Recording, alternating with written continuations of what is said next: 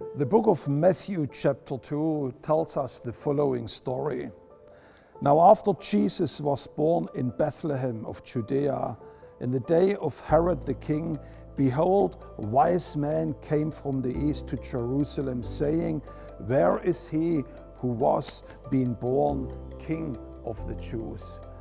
And this place where we are here right now, it's an amazing location, one of the most amazing locations that was excavated in recent years here in Jerusalem. What you see here at my right side, these are the very foundational stones of the palace of King Herod, where he was ruling 2,000 years ago. And those three wise men, those mysterious people that came from the east, they must have been somewhere here behind those walls, having this meeting with King Herod, inquiring, where is the newborn King of the Jews? And this question must have been for King Herod a very challenging question. History tells us he wasn't even Jewish, and he understood if this one man where everybody was waiting for, the Messiah, the King of Israel, the Son of David, if this child is indeed that person, then he understands his rule and his reign will come quickly to an end. So he called in into his palace right here all the sages and the Pharisees and the rabbis to inform him, what does the Bible actually say about the birth of Messiah? Where should he be born? Is it really here in Jerusalem?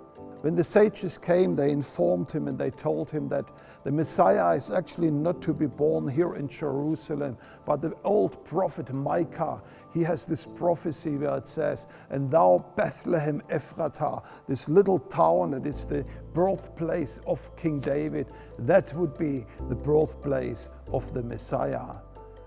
And when the sages came back, he was directing them into the direction of Bethlehem. And of course, we know of his vicious plan to kill all the children that were born at that time in Bethlehem. Now, this question that the Magi were placing upon King Herod, what about this King of the Jews? This is still a very relevant question for us today. Number one, if we read the gospel accounts of the birth of Jesus, each of the gospels tell us that Jesus was born in a very Jewish context. Here we read in the book of Matthew that Jesus was born as King of the Jews, putting a direct threat on King Herod.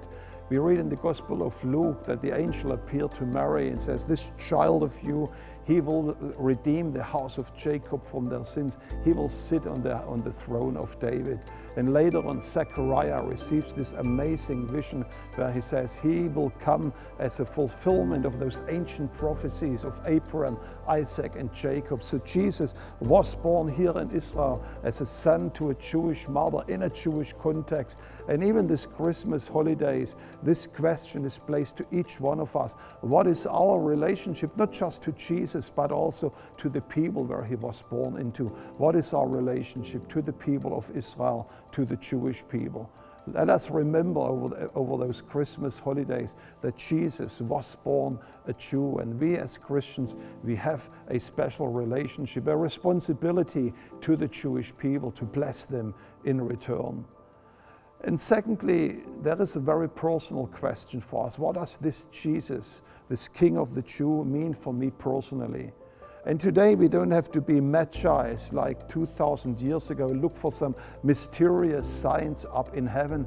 But today we can see the signs of this Messiah, of this Yeshua all over the world. There are hundreds of millions of people whose life have been changed by this Jesus. Their lights are shining everywhere. And this question that the Magi posed to King Herod also is a very personal question for you today.